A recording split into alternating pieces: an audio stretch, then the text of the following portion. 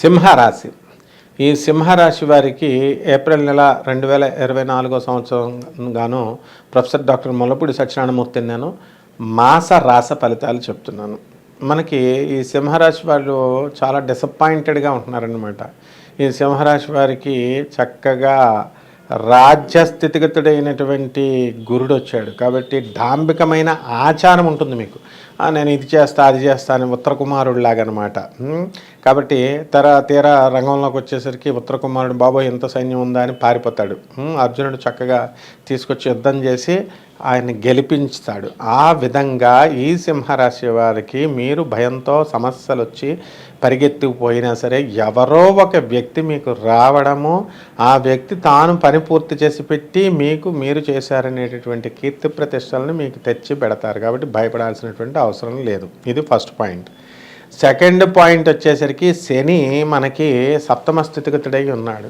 కాబట్టి ఎప్పుడైతే ఈ యొక్క శనితో పాటు మనకి రవి కూడా మార్చి 14 వరకు ఉన్నాడు. ఇప్పుడు మనము ఎక్కడికి వచ్చాం? మనం ఏప్రిల్లో ఉన్నాం. కాబట్టి ఆ రవి దగ్గరగా ఉన్నాడు కాబట్టి దగ్ధం అవడానికి అవకాశాలు ఉంటాయి మీనరాశిలో ఉన్నటువంటి ఈయన. ఎప్పటి వరకు? ఏప్రిల్ 14. అంటే మొదటి 2 వారాలు బాగుండదన్నమాట. ఆ తర్వాత 2 వారాలు మీకు భాగ్యములో ఉన్నటువంటి చక్కగా ఈ యొక్క రవి ప్రభుత్వ ఉద్యోగాల్లో ఉన్నటువంటి వాళ్ళందరికీ కూడా మేలు చేస్తాడు. అందరికీ ప్రభుత్వ ఉద్యోగస్తులకి మాకు చేయడం అండి ప్రైవేట్ వాళ్ళకి అందరికీ కూడా పనులు, ప్రభుత్వ సంబంధమైనటువంటి పనులు, చికాకులు ఏవైతే ఆగిపోయి ఉన్నాయో అవన్నీ కూడా పూర్తి చేయడం అనేటటువంటిది జరుగుతుందన్నమాట. కాబట్టి సింహ రాశి వారికి మనకి ఏం చేయాలండి? ధనస్థానంలోకి కేతు వచ్చాడు. చక్కగా ఈ డబ్బు అనేటటువంటిది ఆల్ ఆఫ్ ఏ సడన్గా మీకు రావడం అనేటటువంటిది జరుగుతుంది. చక్కగా డబ్బు మీకు ముందుకు మీరు వెళ్ళిపోవడం అనేటటువంటిది, అంటే ఊహించనటువంటి డబ్బు మీకు కీర్తి.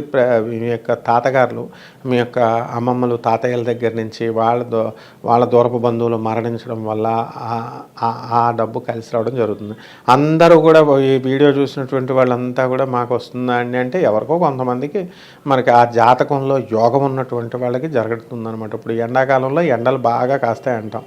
అంటే అర్థం ఏమిటి? ఎండలతో పాటు అప్పుడప్పుడు 4 రోజులు వర్షాలు వస్తాయి. ఆ విధంగా అనమాట. ఎక్కువ ఎండలు కాస్తాయి కదా. అలాగే నేను చెప్పే ఈ జోష్యంలో చక్కగా కొంతమందికి మీకు మీ యొక్క పూర్వీకుల నుంచి ఆకస్మిక ధనలాభము అనేటటువంటిది కలగడానికి అవకాశాలు ఉంటాయి. ఇకపోతే ఈ యొక్క బుధుడు మనకి వక్రించి భాగ్యస్థితిగతుడై ఉన్నాడు. కాబట్టి ఎప్పుడు 2 ఏప్రిల్ నుంచి ఎంతవరకు? 1 వారం రోజులే, 9 ఏప్రిల్ వరకు ఉంటాడు. అప్పుడు మీకు వ్యాపారాలన్నీ కూడా లాభం పొందుతారు. బుద్ధి వికసిస్తుంది విద్యార్థులందరికీ కూడా. అందువలన ఏం చేస్తారు? ఈ సింహరాశి వాళ్ళు ఎవరైతే ఉన్నారో అటువంటి వాళ్ళు చేయాల్సిన పనులన్నీ కూడా ఈ వారంలో టకా అన్నీ పూర్తి చేసేయడం అనేటటువంటిది జరుగుతుంది. మరి ఆ తర్వాత ఏమవుతుందండి అంటే 9 ఏప్రిల్ తర్వాత అష్టమ స్థితిగతుడైనటువంటి ఈ యొక్క రవి ఏం చేస్తాడు? మీకు సకల కష్టాలని, అష్టమ స్థితిగతుడైనటువంటి బుధుడు వక్రించి ఉంటాడు. కాబట్టి మనకి వ్యాపారాల్లో లాసు, తర్వాత బుద్ధి మందగించడము, ఇలాంటివన్నీ కూడా మనకి జరగడానికి అవకాశాలు ఉంటాయి. కాబట్టి ఈ విధంగా ఈ యొక్క విద్యార్థులు మరి నేను ఎంత చదివేస్తా అంత చదివేశాను, నైట్ అంతా ప్రిపేర్ అయిపోయాను, ఇలాంటి ప్రగల్భాలు ఎక్కువ చెప్పడం అనేటటువంటివి జరుగుతారనమాట. కాబట్టి మనకి ఈ యొక్క ఈ సింహరాశి వాళ్ళకి ఏంటంటే మార్కులు రావడం జరుగుతుంది కానీ కోతలు ఎక్కువ ఉంటాయి. అలాగే దాన ధర్మ కార్యక్రమాలు కూడా మీరు చేయడం అనేటటువంటిది జరుగుతుంది కానీ కొంచెం చెప్పుకోవడం అనేటటువంటిది ఎక్కువ ఉంటుందన్నమాట. ఇది సింహరాశి వాళ్ళకు ఉన్నటువంటి మొట్టమొదటి మైనస్ పాయింట్ చాలామందికి. కాబట్టి ఇదొకటి మనం కరెక్ట్ చేసుకుంటే సరిపోతుంది.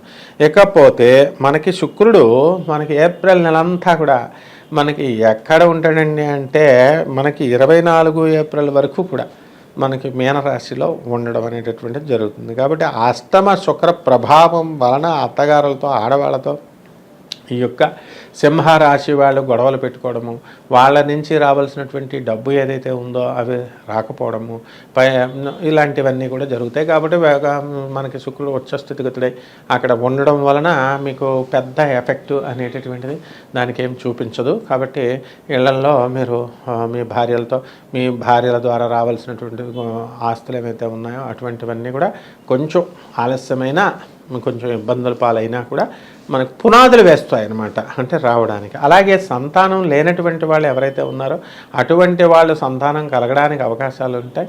అలాగే వివాహాలు కానటువంటి వాళ్ళకి మాత్రం వివాహాలు ఇంకా సెట్ కావు. కాబట్టి ఈ మూఢాలు ఇవన్నీ కూడా మనకి రావడం అనేటటువంటి జరిగినాయి. కాబట్టి మనం కొంచెం జాగ్రత్తగా ఉండాల్సినటువంటి అవసరం ఉంది. ఇకపోతే శని మనకి సప్తమ స్థితిగతుడై ఉన్నాడు కదా, దానివల్ల ఏమిటి, అనవసరమైనటువంటి వితండ బాధాలు మనం చేసుకోవడానికి అవకాశాలు ఉంటాయి. కాబట్టి భార్యాభర్తలు ఎవరైతే ఉన్నారో అనవసరమైనటువంటి ఆర్గ్యుమెంట్స్ పెట్టుకోకుండా చాలా చక్కగా మాట్లాడుకుంటూ ముందుకు వెళ్ళిపోతే ఏ విధమైనటువంటి ప్రాబ్లమ్స్ ఉండవన్నమాట. అలాగే కుజుడు మనకి 23 ఏప్రిల్ తర్వాత నుంచి మనకి అష్టమ స్థితిలోకి వస్తున్నాడు. అంటే మొదట 3 వారాలు కూడా మనకి సప్తమ స్థితిగతుడైనటువంటి ఈ యొక్క కుజగ్రహ ప్రభావం వలన భార్య తర్వాత సోదరుల వలన తలపోట్లు, భార్య వలన భార్య పైన ఉద్రేకము, వాళ్ళు కూడా మీ పైన ఉద్రేకంగా ఉండడము అనేటటువంటివి జరుగుతాయి. చాలామంది సింహరాశి మహిళలు చాలా పవర్ఫుల్గా ఉంటారు. వాళ్ళని ఆడ పులులు అంటారు. మగవాళ్ళు ఎవరైతే ఉన్నారో సింహరాశి వాళ్ళు, వాళ్ళకి మీరు ఏమి కూడా ఉండదన్నమాట. వాళ్ళకి పాపం మగాళ్ళకి ఏమీ విధమైనటువంటి పౌరుషము కోపం అనేటటువంటి ఉండదు.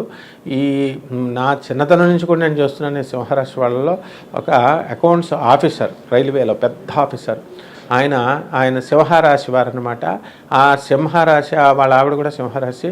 మరి ఆమె కూడా చాలా పెద్ద పోస్ట్లో ఉంది. వాళ్ళు ఏం చేసేవారంటే, మేము అప్పుడు 9th క్లాస్ 8th క్లాస్ చదువుతున్నాం రైల్వే క్వార్టర్స్లో, మా ఇంటి ఎదురుకుండా కానీ ఆఫీసర్స్ క్వార్టర్స్లో వాళ్ళు ఉండేవారు.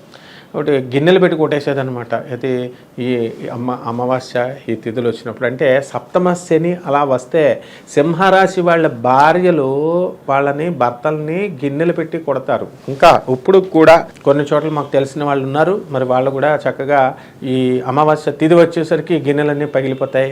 మరి భర్త భయపడిపోతూ ఉంటాడు అనమాట, బాబాయ్ అమావాస్య వచ్చిందని. కాబట్టి ఇవంతా కూడా ఎఫెక్ట్లు ఉంటాయి గ్రహాల వల్ల.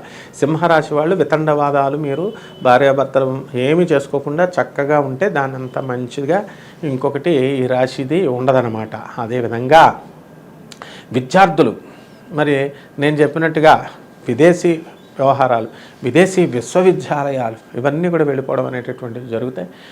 ఖర్చుతో కూడుకుంటుంది. ఈరోజు ఖర్చు ఎవరికి లెక్క చేస్తున్నారండి? ఖర్చు చక్కగా పెట్టుకుంటారు, సరదాగా వెళ్తారు, మీకు కావాల్సిన విశ్వవిద్యాలయాల్లోకి మీరు వెళ్ళి చదువుకుంటారు. అలాగే సాఫ్ట్వేర్ ఇంజనీర్లే కాకుండా మీరు ప్రైవేట్ ఉద్యోగస్తులు ఉంటారు కదా, అటువంటి వాళ్ళు కూడా మేము విదేశాలకు వెళ్ళాలి. విదేశాలు ఒక మోజు కదండి, అక్కడ ఉండే తిప్పలు అక్కడ ఏం తెలుస్తాయి, దూరపు కొండలు నునుపు డబ్బు మోజులో వెళ్ళిపోతారు. కాబట్టి ఇటువంటి వాళ్ళకు కూడా వెల్కమ్ అంటుందన్నమాట, వెళ్ళడానికి అవకాశాలు ఉంటాయి. మరి ఈ విధంగా ఈ సింహరాశి వాళ్ళకి మనకి ఈ రవిగ్రహము మనకి అష్టమ స్థితిగతుడై ఉండడం ఒక్కటే గవర్నమెంట్ నుంచి పనులన్నీ కూడా వ్యతిరేకము అనేటటువంటిది ఏప్రిల్ మొదటి 2 వారాల్లో ఉంటాయి. ఆ తర్వాత మీరు కోరుకున్నట్టుగా అన్ని గవర్నమెంట్ పనులు అన్నీ కూడా పూర్తయిపోతాయి. మీకు పెన్షన్లు రానటువంటి వాళ్ళకి పెన్షన్లు వస్తాయి. All 1 life settlement, 1 time settlement అవ్వాల్సినటువంటి వాళ్ళు 1 టైం సెటిల్మెంట్లు, ఇలాగన్నీ కూడా మీకు పనులన్నీ కూడా చకా అనేటటువంటివి పూర్తి అయిపోవడం అనేది జరుగుతాయి. ఇకపోతే మనకి రెమెడీస్ దగ్గరికి వచ్చేసరికి శని జపం చేసుకోండి, శని స్తోత్రాలు చదువుకోండి, శని కిలోంపావు నల్ల నువ్వులు నల్లని వస్త్రాన్ని పేద బ్రాహ్మణులకి దానం చేయండి. శనివారం నాడు ఉదయం 8 గంటలకి దాన ధర్మాలు బాగా చేయాలా. ఆ తర్వాత రాహు ఉన్నాడు కదా, మరి మన రాహుకి చక్కగా రాహు జపం చేయండి, రాహు స్తోత్రాలు చదవండి, రాహుకి కిలోంపావు మినుముల్ని ఆవుపేట రంగు ఉన్నటువంటి వస్త్రాన్ని ఇచ్చి శనివారం నాడు ఉదయం కరెక్ట్గా 8 గంటలకు దానం చేసేయండి. ఈ విధంగా దానం చేసి చక్కగా మన బెజవాడ కనకదుర్గమ్మ తల్లి యొక్క పాదపద్మాలకి మీరు కుంకుమార్చన చేసుకోండి. అలాగే మన శనీశ్వరుడు యొక్క ఫ్రెండ్స్ అయినటువంటి మరి శనీశ్వరుడు సాక్షాత్ పరమేశ్వరుడు అవతారం అని గుర్తుపెట్టుకోండి. అంతేగాని శని అంటే ఏదో అంటరాని వాడిగా మీరు భావిస్తే తోలు తీసేస్తాడు, అందులో మాత్రం డౌట్ లేదు. కాబట్టి శనివారం నాడు చక్కగా ఆంజనేయ స్వామి వారికి, వెంకటేశ్వర స్వామి వారికి ఆరాధన చేసుకోండి. అలాగే నవగ్రహాల చుట్టూ ప్రదక్షిణ చేసుకుంటూ శని పైన చక్కగా మీరు తైలాభిషేకాన్ని చేయండి. అలాగే వాళ్ళు చెప్పారు వీళ్ళు చెప్పారని కాకుండా ఏ కాళ్ళు కడుక్కోవాల్సినటువంటి అవసరం లేదు. శనికి ఎందుకు కాళ్ళు కడుక్కుంటామంటే శని చుట్టూ అక్కడ ఆ ఉపరాలయంలో మా గురువుగారు గరిపటి నరసింహారావు గారు చెప్పినట్టుగా మీకు అక్కడ జిడ్డు ఉంటుంది కాబట్టి జారిపోతారు, కాబట్టి అక్కడ కాళ్ళు కడుక్కొని దేవాలయంలోకి వెళ్తారు. అంతేగాని శనీశ్వరుడు ఒక అంటరాని వాడిగా లేకపోతే అక్కడే బట్టలు వదిలేసి నీళ్లు అక్కడే వదిలేసి అలాంటి పనులు చేయకూడదు. ఈ విధంగా మీరు చేసుకోండి, బ్రహ్మాండంగా ఉంటుంది. శుభమస్తు.